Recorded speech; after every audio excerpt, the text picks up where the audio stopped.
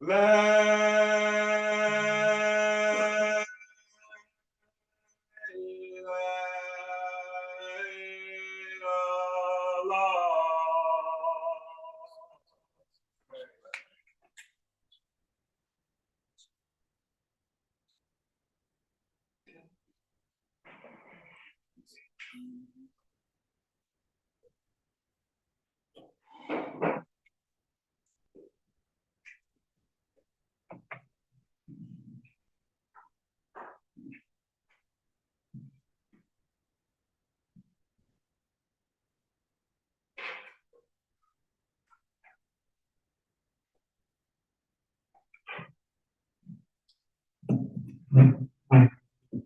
إن الحمد لله نحمده ونستعينه ونعوذ بالله من شرور أنفسنا وسيئات أعمالنا من يهد الله فلا مضل له ومن يضلل فلا هادي له وأشهد أن لا إله إلا الله وحده لا شريك له وأشهد أن محمدا عبده ورسوله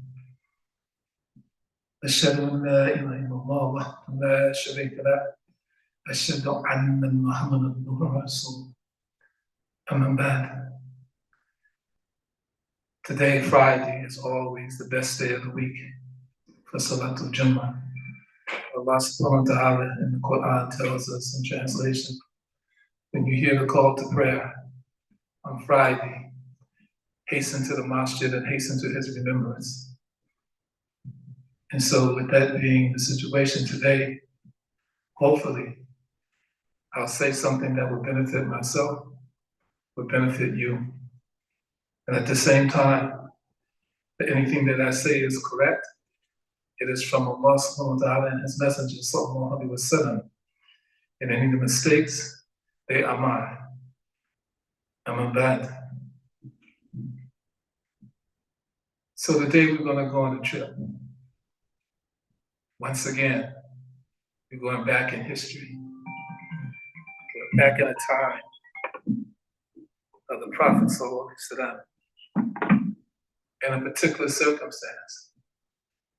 And hopefully, through Allah's grace and mercy, I'll be able to draw the threads of these ideas together into a coherent circumstance. But we're with the Prophet ﷺ and some of the Sahaba, and we're on a trip. Each of us has a camel that we're riding. We get to a destination, and all of us tether our camel except one person. And he's asked by the Prophet ﷺ why he didn't tie his camel. And the person says, I believe in Allah. Totally, emphatically. And Allah will protect my camel from going astray.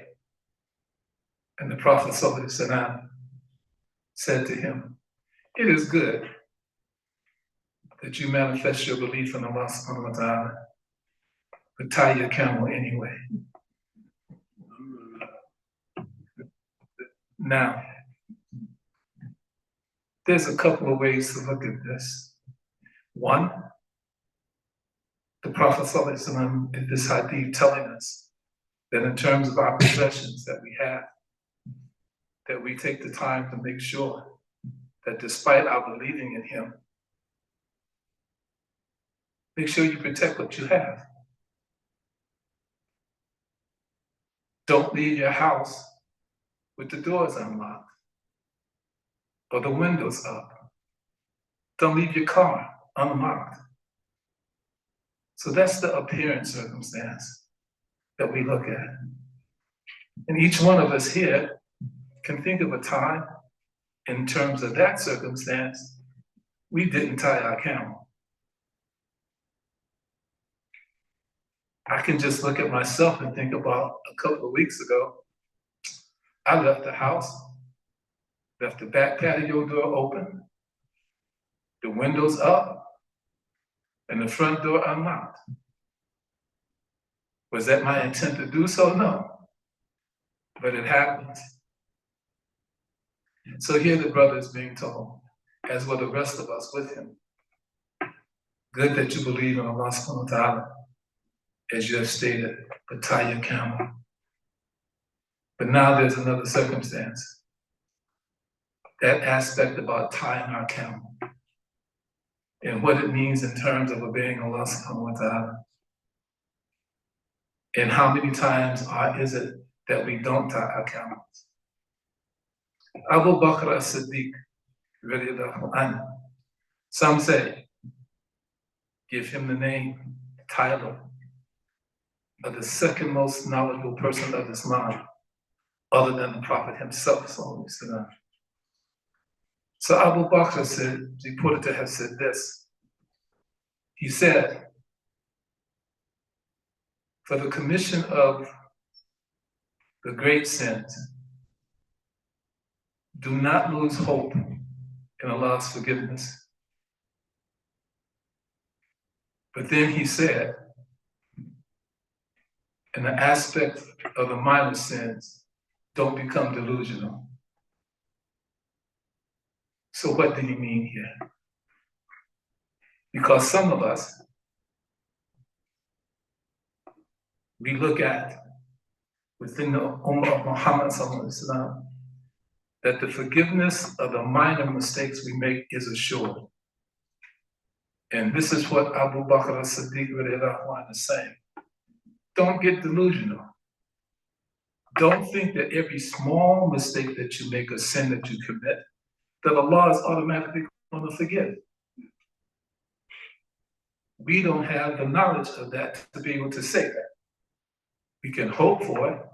We can believe in hoping that He will, but we can't make the assumption that for the minor mistakes or errors that we may make, that Allah's forgiveness is already there. And at the same time, for the major kabair, the great sins that can be made, that we would think that we would not be forgiven, Abu Bakr as-Siddiq said, don't lose hope in terms of that. So one of the things here,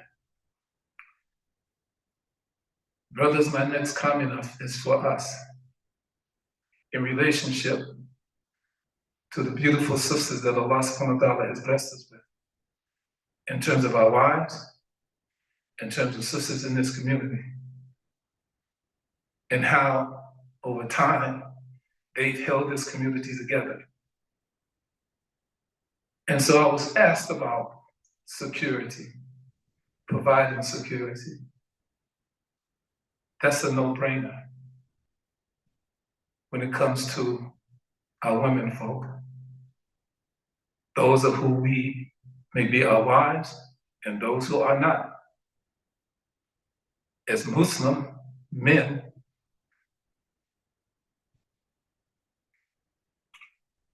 they are to be protected. It's not a question about do they deserve to be protected. That's not our judgment to make.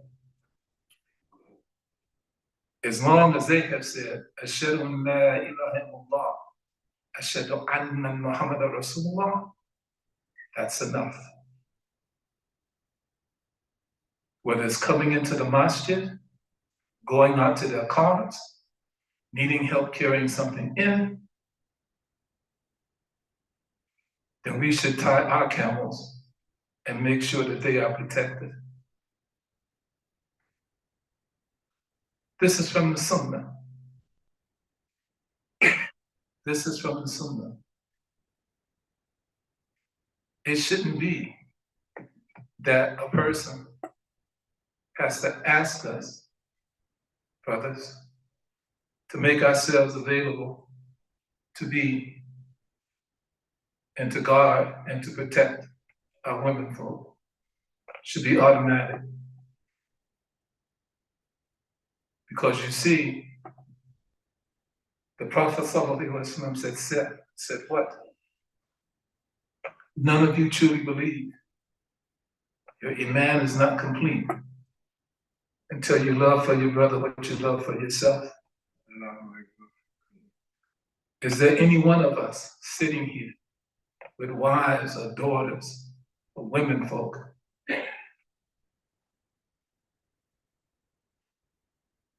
that would not want to protect them and want for ourselves what we want for our brothers?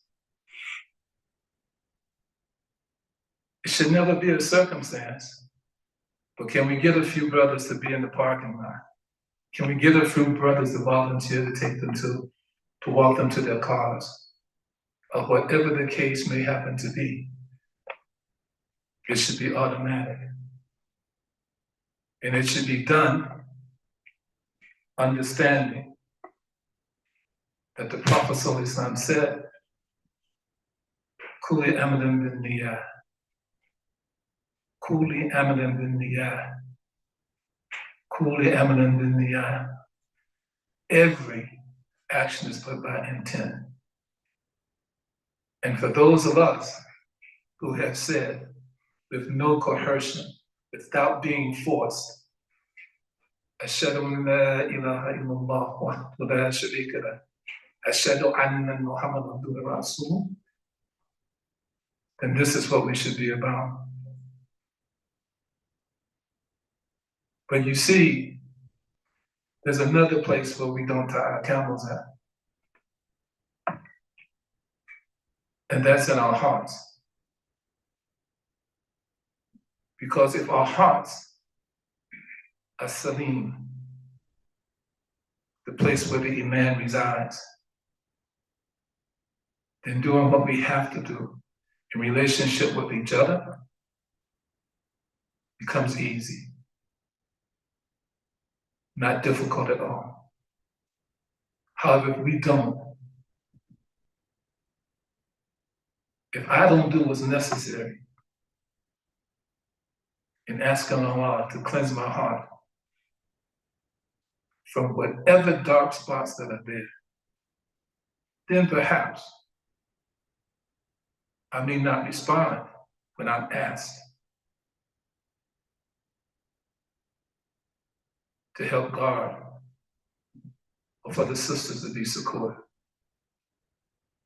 Perhaps maybe I take the attitude, well, why are you asking me? There's some other brothers that ask them. Or for whatever that circumstance happens to be. But we see if indeed every breath that we're taking, everything that we do, we are conscious about the fact that it's for no other reason except to seek Allah's pleasure, then protecting our sisters becomes easy. It becomes something we look forward to doing. Because you see, if you look in the extreme, and I don't want this to happen, but hypothetically, if one of us brothers, we lost our lives protecting one of Allah's female servants, and truly, that's what we've done, then through Allah's grace and mercy, we've achieved that which we want. And that's Jannah. This is how the Sahaba looked at the life that they lived. Did they have problems with each other? Yes, they did. The Sunnah is replete with circumstances that happen. But they never lost sight of La ilaha illallah, Muhammadan Rasulullah. They never lost sight of why they were together. And someone will say, well, the Prophet ﷺ was with them to make sure that they did it. He wasn't with them all the time. As Allah blessed me to mention once before, those companions, what they went on to accomplish, the Prophet ﷺ had passed away.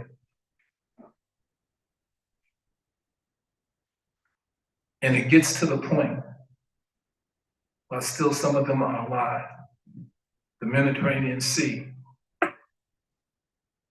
is being called the Muslim Lake.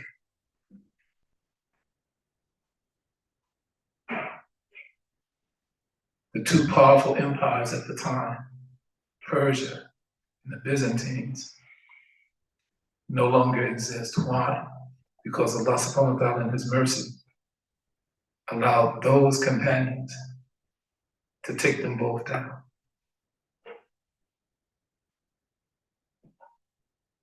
So we have to look at and see what tying our camel means in terms of this deen.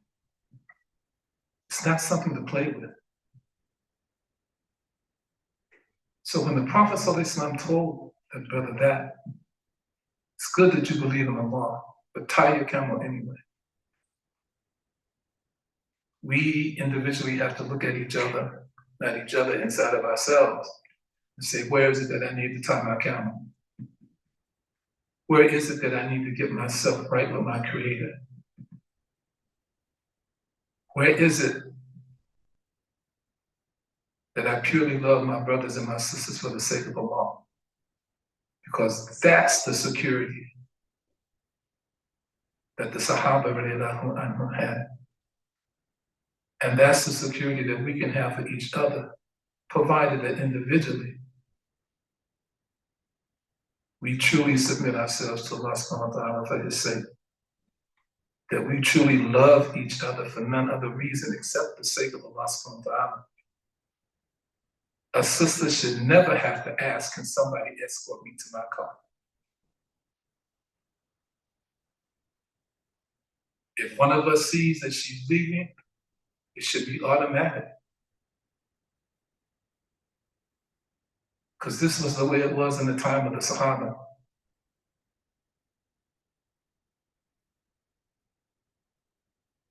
We are told in Surah Al-Tahrim, the 66th surah, the 6th ayat, the translation, Allah says to us, men, save yourselves and save your families. Save yourself and save your families. That's the 6th ayat. In the first ayat of that surah, it's a situation with the Prophet ﷺ took place, with two of his wives, actually three,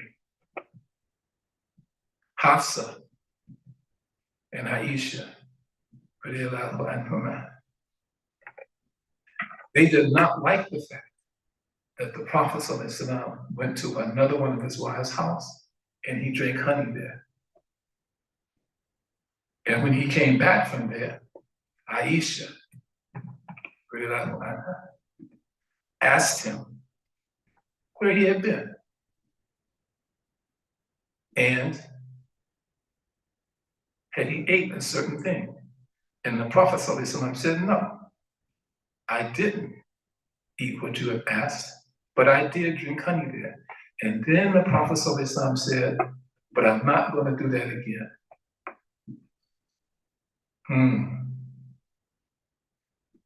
And in saying that, the first ayahs of Surah Al-Tahrim were revealed. And Allah subhanahu wa ta'ala asked the Prophet ﷺ, why are you forbidding yourself something that I have made halal?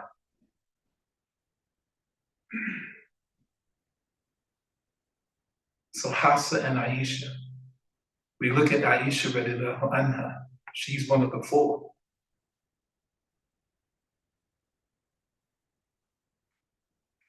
Along with Khadija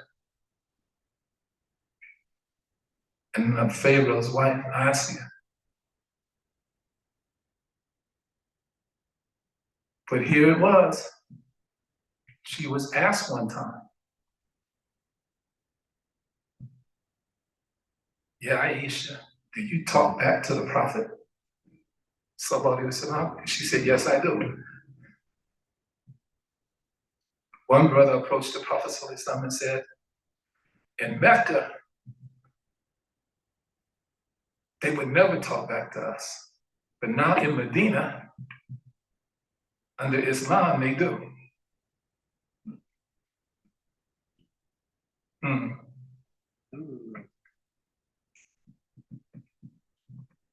And the Prophet ﷺ just looked at him and smiled.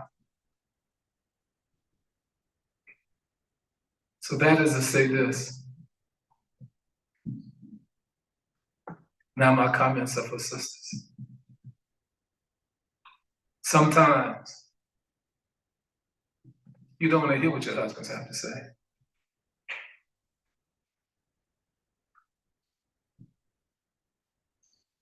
And there's nothing that says that you have to want to hear everything that your husband may have to say. However,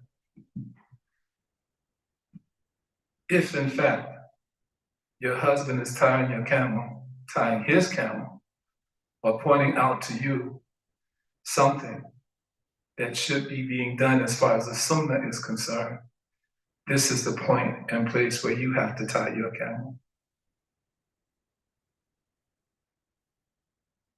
Because if a person who disbelieves in Allah subhanahu wa ta'ala comes to us, but he or she tells us something that is correct in Islam, we become liable at that juncture. So here's the circumstance. And I'm not saying that's any of the sisters gathered here. I'm saying that for brothers, in tying your camel, sometimes there will be circumstances and you still have to go forth and say what needs to be said. But it has to be done with the love and the respect and the understanding with who Allah subhanahu wa ta'ala has blessed us with. In some cases,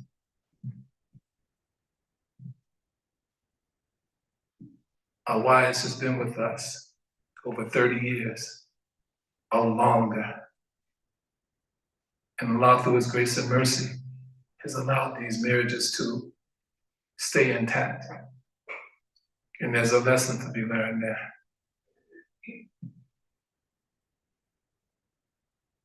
But you see, brothers, out of all the things, other than Iman Billah, our belief in Allah and in His Messenger, Sallallahu Alaihi Wasallam, I can't think of anything that's more precious than having a wife who will remind us of our duty to Allah subhanahu wa ta'ala, that will give us wise counsel when we need it.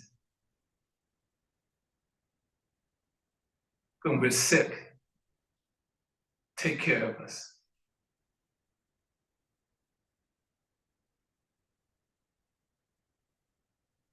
There's nothing more precious in the world than that. And so when we don't protect our women folk, we get to the point of not only saying that we don't appreciate them, our actions may entail that we're saying to Allah subhanahu wa ta'ala that we're not thankful for who He has put with us. So protecting our sisters, our women folk, is crucial. Which one of us, brothers, wants to stand before Allah subhanahu wa ta'ala on Yom Qiyamah, having not protected those who have done so much for us?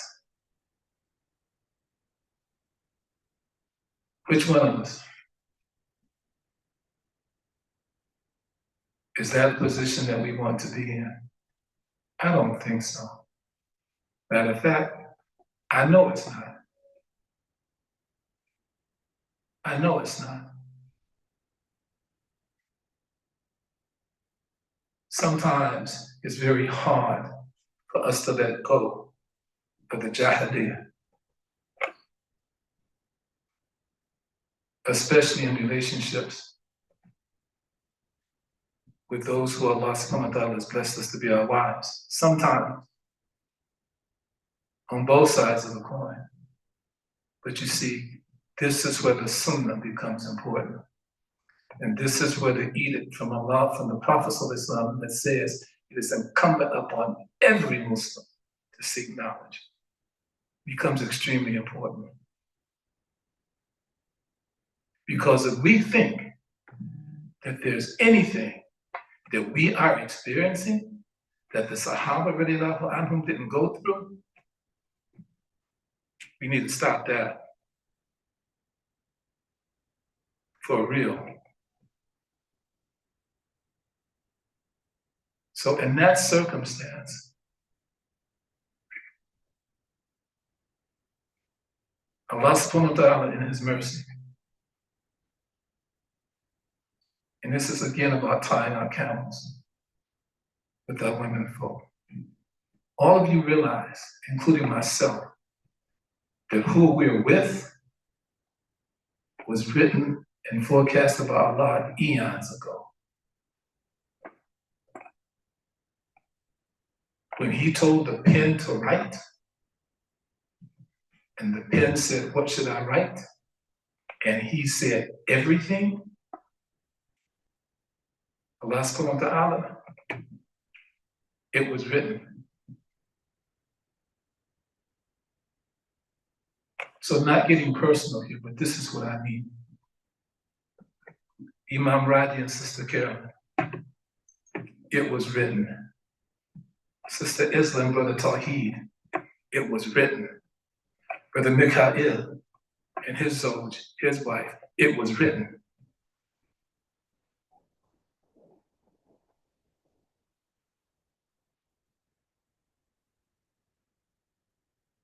It was written. And if it was written, then there's a reason and a purpose that Allah subhanahu wa ta'ala has said to be together. And I can mention other things, but those three as an example, because there are others as well. It was written. So which of us wants to be the one to go against what Allah subhanahu wa ta'ala has written?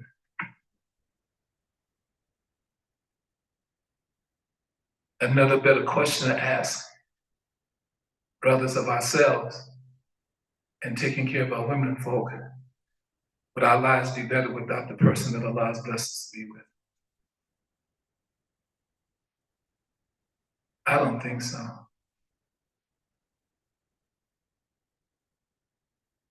I really don't think so. And on the other hand, sisters could ask the same question. Would my life be better without my husband now?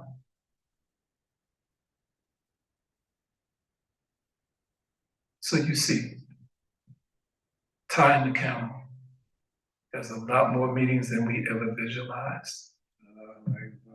Than we ever visualized.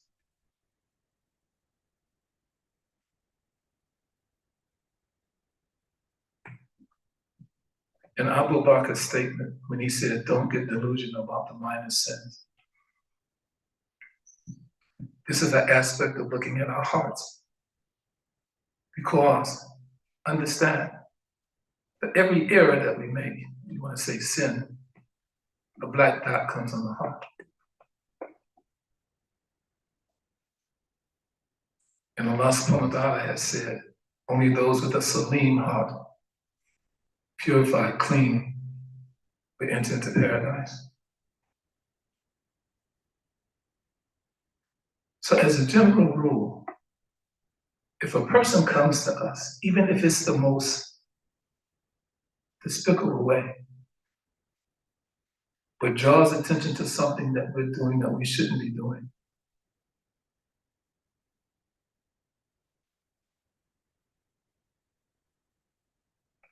and we don't want to listen to the person, it doesn't hurt the person. It hurts them if they've approached you and talking in a totally uncharacteristic way. But even if it's uncharacteristic and it's the truth according to the Quran and the Sunnah, and the individual turns his back on it, he or she, they're the ones that are hurt. They're the ones that are hurt. SubhanAllah, these are the things that we need to be aware of. Not because I'm saying it, but because this is what the Prophet ﷺ, through Allah's grace and mercy, left for us. You see, we have to realize and believe in what the Prophet ﷺ said, that the most difficult jihad is with our nafs. Most difficult jihad is with our nafs. For each and every one of us. However, Allah subhanahu wa ta'ala in His mercy is always there. Is always there for the person who's sincere to come and ask Him. And so we see how everything ties together. So, if we can get up for tahajjud,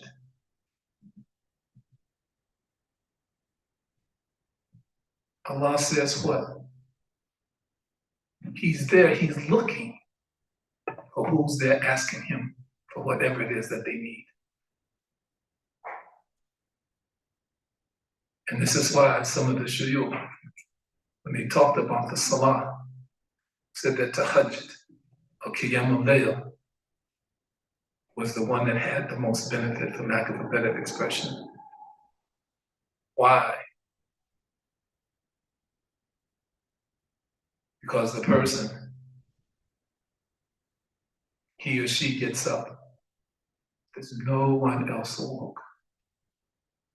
The only one that knows that that person is standing there, calling on Allah, is Allah Himself. The only way is not our brothers looking after our wives, that we wake them up to make tahajjud with us.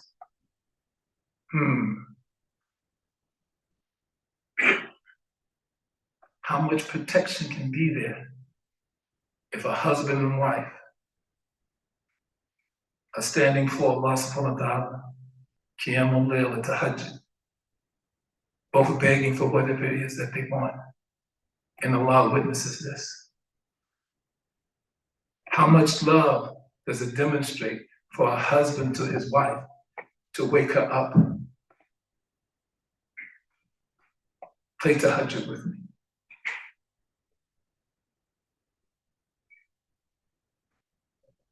How much love does it demonstrate in the early morning that they pray Salatul Duha together? So when I talk about tying our camels in this circumstance, I'm saying, are we making use of all that is there that Allah subhanahu wa ta'ala and His Prophet sallallahu alaihi wasallam has given us to allow us to tie our camels, along with the belief that we have in Allah subhanahu wa ta'ala? You see, if we can do that, brothers, in our relationships with each other, if we can purely love each other for the sake of Allah subhanahu wa ta'ala, then it should be easier to love those who Allah has blessed us to have purely for His sake. It should be easy. And it's not to say that we won't be tested, because Allah subhanahu wa ta'ala promises that, and no one keeps a promise other than Allah. No one, even in that. But many of the shuyukh talked about the discernment between what is a test and what is punishment. And for the test, Allah subhanahu wa ta'ala is always there.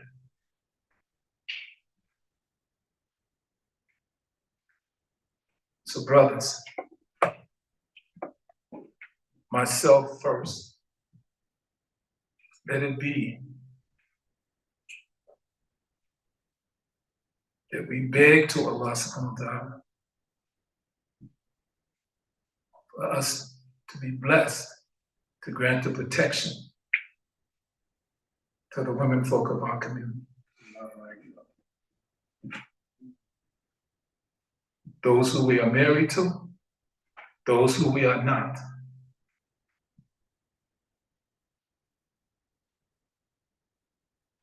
Because as long as they adhere to Ashhadu an la ilaha illallah wahdahu la sharika lahu wa ashhadu anna Muhammadan abduhu wa rasuluh, there's nothing less for us to give them except to give them the most. Through Allah's grace and mercy. Quli qawli hadha, astaghfirullah wa atubu ilayh.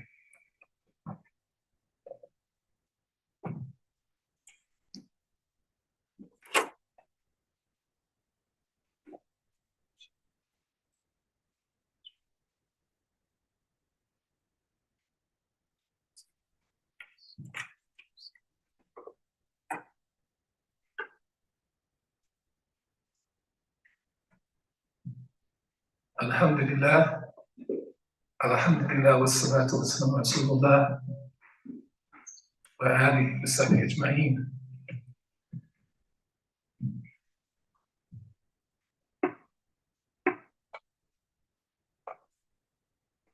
The question comes, where would this community be without the stalwartness of the sisters who are active? And somebody's going to say,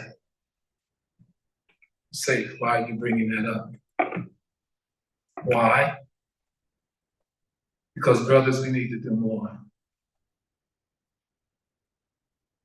You see, in Din al-Islam, it's not necessarily about age.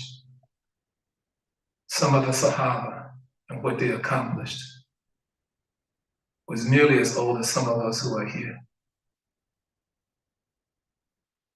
But they strove incessantly for the sake of Allah.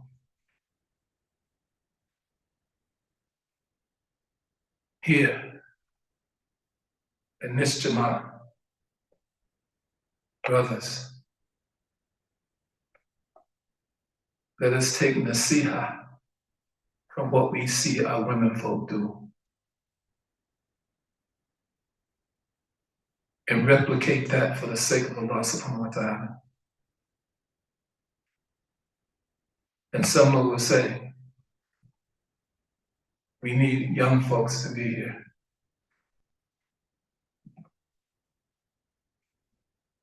If the young folk who are here or who come aren't coming except for the sake of Allah, we don't need them. Let me say that again. Having young people here just for the sake of having young people here, if they're not coming in the understanding of submitting to Allah, being here for no other reason except pleasing Him, and let them stay away. And someone's going to say, that's a cold, harsh thing to say. No, it's not. In my opinion, the truth is the truth. This has been the history of Islam. The young people that you saw in the time of the Prophet ﷺ, about them it was known they were with the Prophet ﷺ for his sake and for the sake of Allah subhanahu wa ta'ala first and foremost. No doubt about that. So when two young brothers in Medina come to the Prophet ﷺ and say, we're going to go kill so and so and so and so,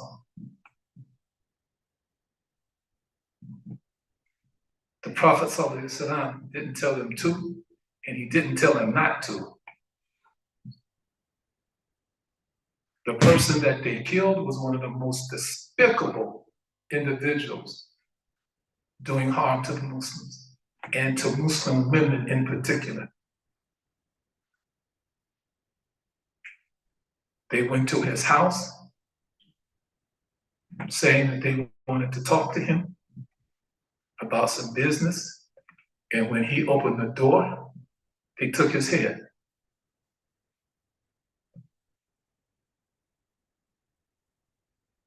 That's exactly what they did. So here, subhanAllah, I'd rather have, quote unquote, an OG be with me that I can depend upon, and he knowing that he can depend on me, fisabilillah, because we can change the world.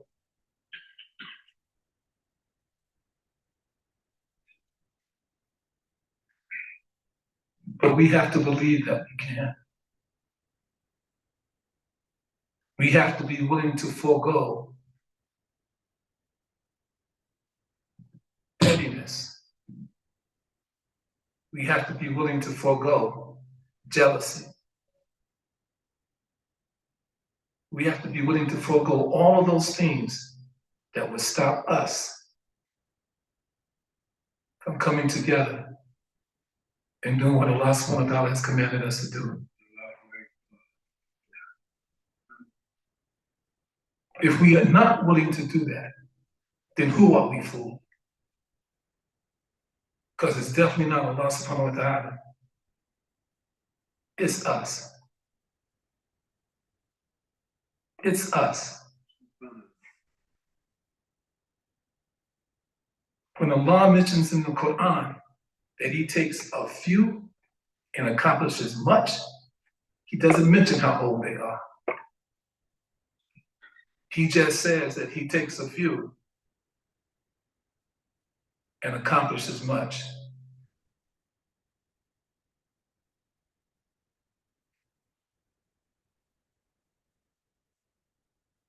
So look what we have here. I look out here and I see brothers that I'll go to war with,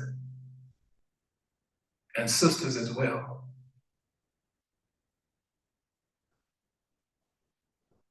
Because you see, this Jumu'ah wouldn't be here if those before I got here hadn't accomplished what they accomplished.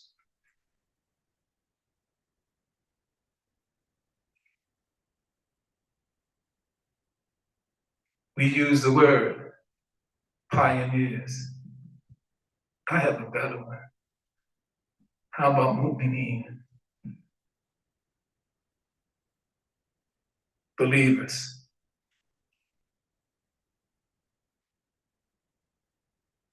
And you see what Allah subhanahu wa ta'ala is saying to us. Look around you. You have what many don't through his grace and mercy.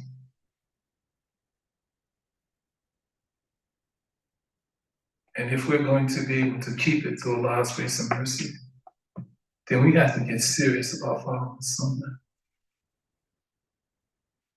And the first step of that is truly believing in Allah subhanahu wa ta'ala. Second, in his messenger sallallahu alaihi wasallam. No difference about the prophets who came, because they all came with one message. Us having the ability to love each other purely for the sake of Allah subhanahu wa ta'ala. Strengthen our knowledge so we can truly say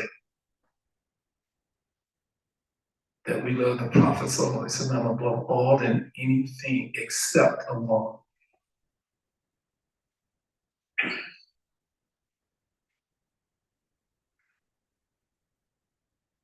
and to love each other for the sake of Allah. Brothers, for us to renew our commitment to those who Allah has blessed us to be with, who've taken care of us when we were ill, who's given us wise counsel. And sisters, it's hard to say don't be like Aisha and Hafsa in this particular circumstance. Okay, but by the same token, increase the knowledge. There's only one way, one path for us to follow that gets us to Jannah.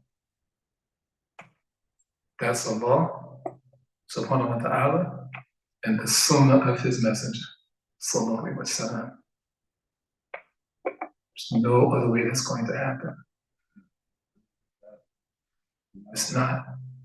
So brothers, next time we're here, whatever the circumstance is, don't let sisters have to ask